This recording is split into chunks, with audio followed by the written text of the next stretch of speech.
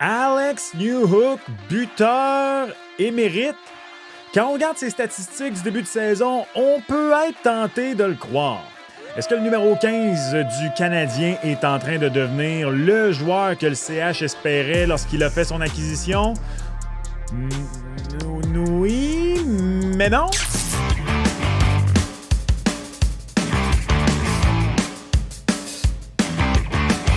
What's up tout le monde? C'est ton boy Max. Avec son but en prolongation, et on va se le dire, quel snipe! Alex Newhook a maintenant 5 buts. Seul Juraj Slafkovský et Cole Caulfield en ont plus chez le CH jusqu'ici cette saison.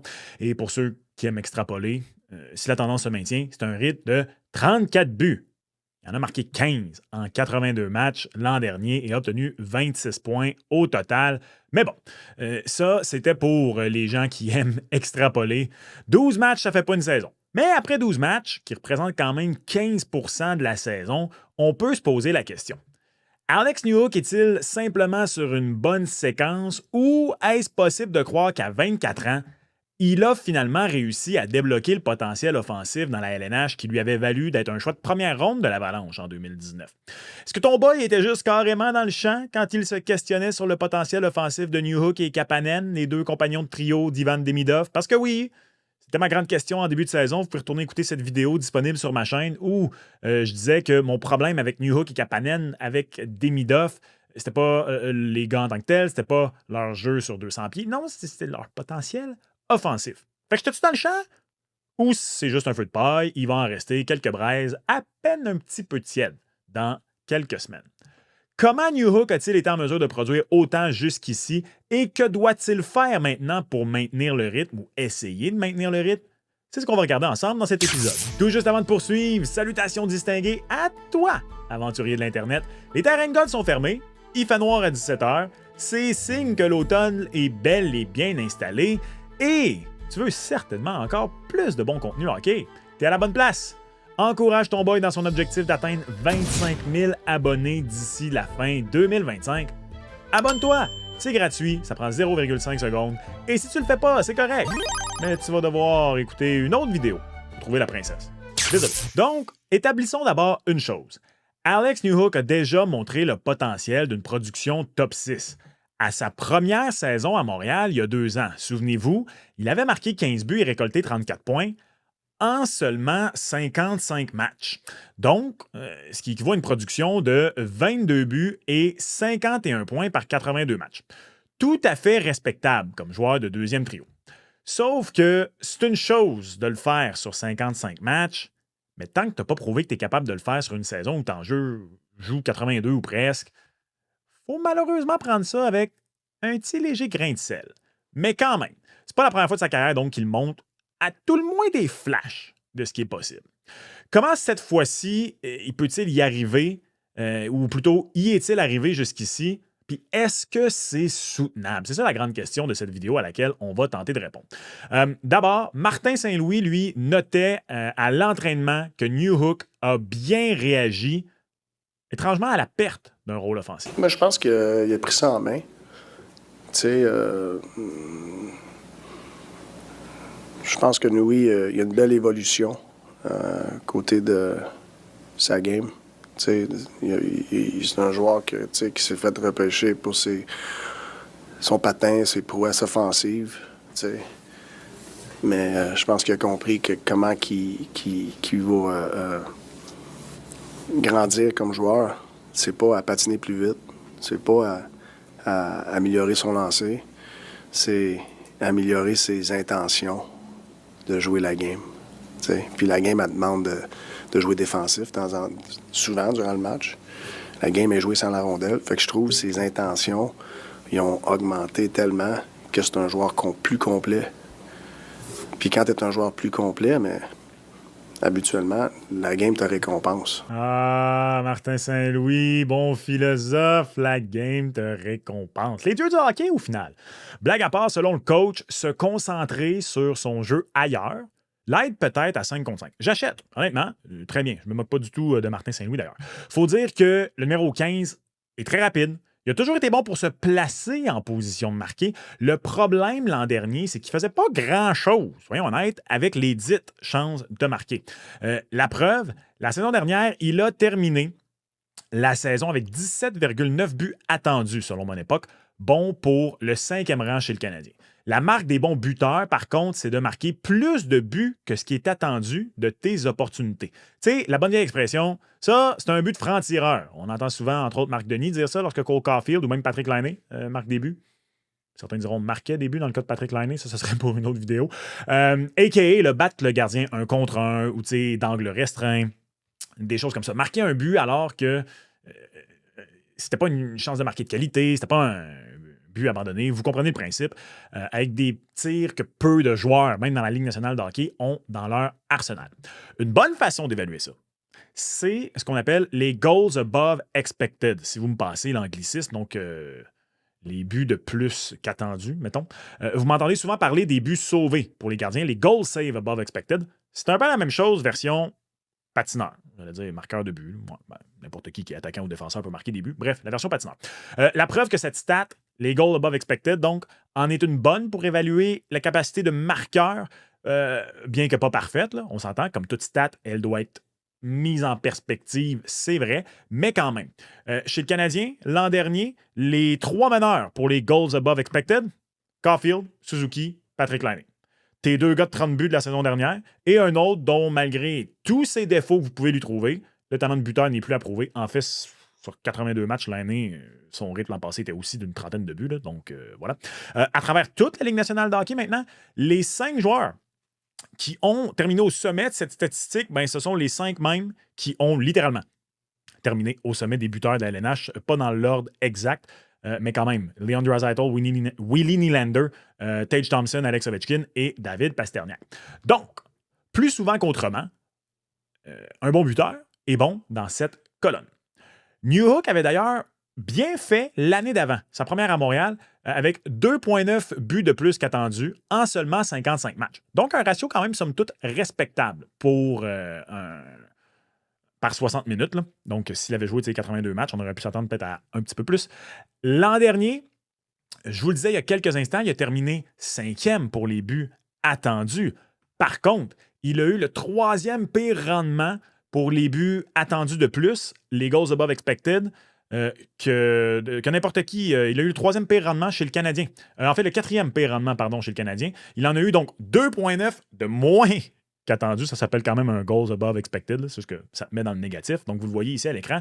Christian Dvorak, Brendan Gallagher et Mike Madison, ce sont les seuls qui ont fait pire qu'Alex Newhook l'an dernier à ce chapitre chez le Canadien.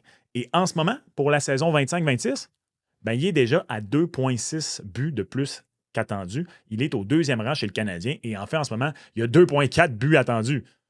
Donc, c'est plus que le double qu'il a marqué jusqu'ici. Donc, c'est 0,86 buts de plus qu'attendu par tranche de 60 minutes qu'il joue. Donc, par 82 matchs, considérant là, que jusqu'ici, il a un temps moyen par match de 15,07, donc 15 et des poussières, là, on fait une vulgaire règle de 3, c'est 17,67 goals above expected qu'il marquerait s'il maintenait le rythme. Ça l'aurait placé l'an dernier, si on revient à notre tableau des meneurs de la Ligue nationale de hockey, au 3e rang, vous le voyez juste ici, derrière Tage Thompson, devant Willie Nylander. Donc, pas vraiment soutenable. Encore une fois, ce sont les buteurs d'élite. Là. Littéralement, le GOAT buteur.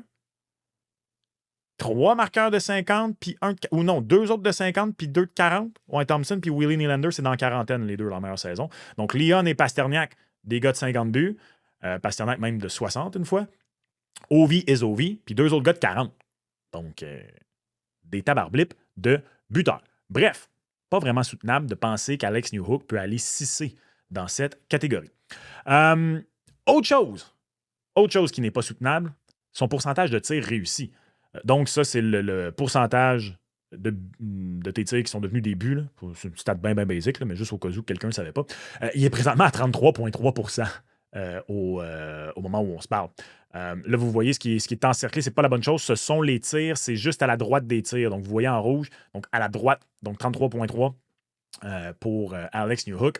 D'abord, c'est normal à ce stade-ci de la saison là, que quiconque qui part sur une bonne séquence va voir ce chiffre être démesurément élevé pour commencer l'année. En fait, au moment de l'enregistrement de la vidéo, pour vous donner une idée, Sidney Crosby aussi est à 33,3 %. Son meilleur rendement en carrière sur une saison complète, c'est 17,3. Il y avait une saison à 19 points quelques, mais c'est malheureusement l'année qui aurait probablement été la meilleure de sa carrière, qui avait joué 41 matchs, puis qui était comme on pace pour 60 buts, 130 points, alors que je pense que un joueur a fait 100 points cette année-là. Là. En tout cas, c'est malheureusement les années où Sid a eu des problèmes de commotion cérébrale.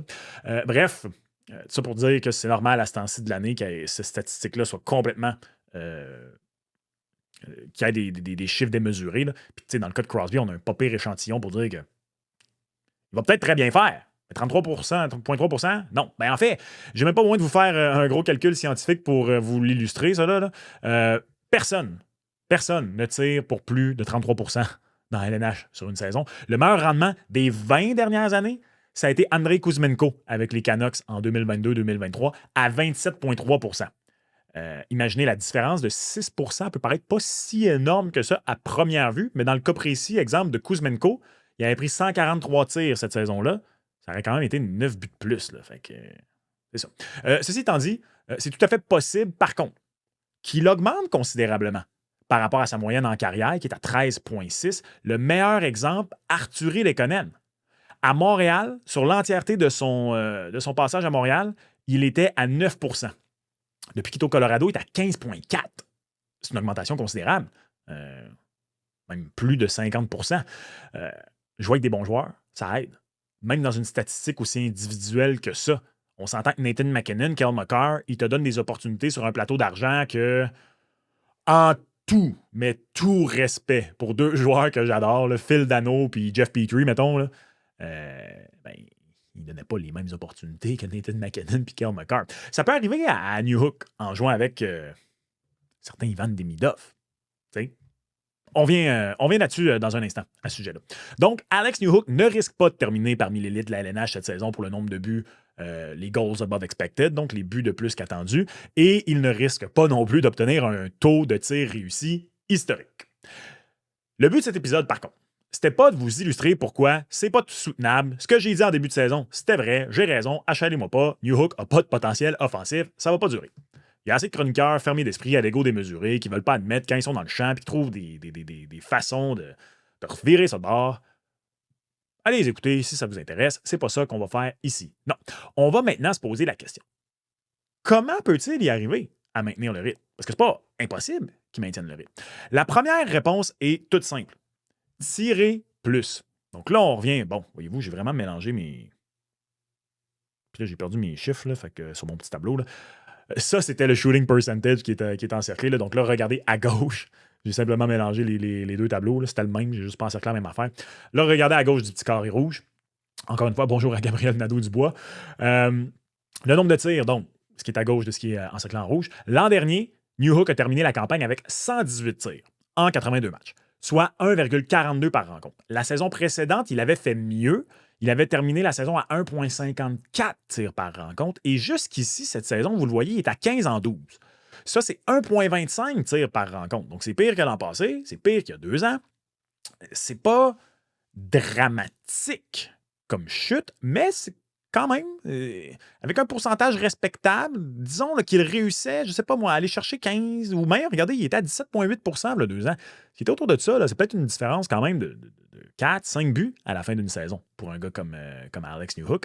Ça se reflète également dans son nombre de buts attendus. L'an dernier, il était à 0,87 buts attendus par tranche de 60 minutes passées sur la glace. Donc, pas par match, que lui, il était sur la glace par 60 minutes. Donc, 0,87 buts attendus l'an dernier par 60 minutes. Jusqu'ici, une légère baisse à 0,8. Donc, s'il est en mesure de recommencer à envoyer un peu plus de rondelles au filet, tout en maintenant un goal above expected intéressant, sans pour autant être élite, est-ce qu'il peut devenir un marqueur de 25 buts? C'est possible. L'an passé, 17,9 buts attendus. Disons qu'il atteint les 20 buts attendus cette saison. C'est tout à fait réaliste comme chiffre. 5 buts de plus qu'attendus, ça aussi, c'est réaliste. Le deuxième élément qu'on va prendre en considération, qu'on va regarder, je vous l'avoue, il est beaucoup moins quantifiable, puis c'est pas mal plus basé sur le pif, là, pour être honnête avec vous. Pas appuyé sur de quoi de tangible, en fait. C'est ça que j'essaie de dire. Il évolue avec 2 joueurs recrues, en Ivan Demidov et Oliver Kapanen. Non, la progression de jeunes joueurs, c'est pas une ligne droite qui monte constamment, ni de saison en saison, ni même au sein, excusez, d'une saison. Et donc, Alex Newhook devrait avoir, malgré ça, là, en théorie, que de plus en plus de bonnes occasions à 5 contre 5. C'est pas déraisonnable comme hypothèse, même si, encore une fois, non, ça va pas tout le temps être comme ça, là, Kapanen puis Ivan Demidov, mais ils vont quand même, fort probablement, s'améliorer cette saison. Ça veut pas dire non plus, par contre, qu'ils vont passer l'entièreté des 82 matchs ensemble, mais tout de même. Revenons sur Demidov, d'ailleurs, parce que je vous disais, il y a un instant, qu'on reviendrait sur lui. Peut-être que j'ai pas tant sous-estimé Alex Newhook que ça en début de saison. Quand je disais que je n'étais pas certain de ses capacités offensives et celles d'Oliver Kapanen pour compléter Demidov. Et je vous jure, c'est pas moi qui cherche des excuses, au contraire. Attendez la conclusion à ce que je m'apprête à dire. Là. Dans un instant, vous allez comprendre. Dans une bonne formation, une qui compte sur des joueurs de grand talent, comme est Ivan Demidov, certains joueurs vont en bénéficier et produire au-delà de ce qui pourrait être attendu de leur part avec de moins bons compagnons de trio ou bien, encore pire, si c'était eux qui devaient être le moteur offensif du trio. Combien de fois on voit ça? Un joueur là, qui, au sein d'une très très bonne équipe avec des vrais gros top dogs, produit, signe un gros contrat ailleurs, sur une moins bonne équipe, puis pouf! Ou tu sais, du moins une bonne chute. Ben, tu sais, c'est plate, mais regardez Jonathan Huberdeau. Mettons, ça me fait pas plaisir de dire ça, pour être bien honnête. Là. J'aime beaucoup Jonathan Huberdeau, mais est-ce que cette chute-là serait survenue s'il avait été échangé plus tôt dans sa carrière, alors qu'il était encore dans son prime? En même temps, il était littéralement le meilleur ailier gauche de la Ligue nationale de hockey en termes de production l'année d'avant. Fait. Malheureusement, Jonathan Huberdeau est un bon exemple. Regardez à Tampa. Nikita Kucherov, Braden Point, même Jake Gensel, ces gars-là vont produire. Kucherov et Point, c'est des joueurs sensationnels. Et même Jake Gensel, dont on disait pendant longtemps qu'il profitait de Sid, a pas mal prouvé depuis, mais avec n'importe qui, puis il snipe. Mais mettons Brandon Hagel. Si tu l'enlèves de Tampa et tu le mets, je sais pas moi, même pas au sein d'une mauvaise équipe, là, mais tu sais, juste une qui n'a pas un Kucherov, un Point, un Edman à Pointe. Un Edman à Pointe. Après, on va parler de Braden Point. C'est un peu weird. Excusez. TDA, j'ai embarqué. Disons juste à LA là, ou à Saint-Louis l'an passé, tu sais. Est-ce qu'il met 90 points sur le tableau? Il serait bon, là. J'aime beaucoup Brandon Hagel. Mais 90? Peut-être plus 70, 75, peut-être 80. Bref, tout ça pour dire que oui, j'ai peut-être sous-estimé Newhook un peu trop vite en raison de sa saison l'an dernier. Je pensais qu'à son âge, on avait vu ce qu'on avait à voir et qu'on savait ce qu'on avait. Un bon, à mon avis, ailier de troisième trio qui peut contribuer aux mises en jeu de son côté fort lorsque nécessaire. Mais sans plus.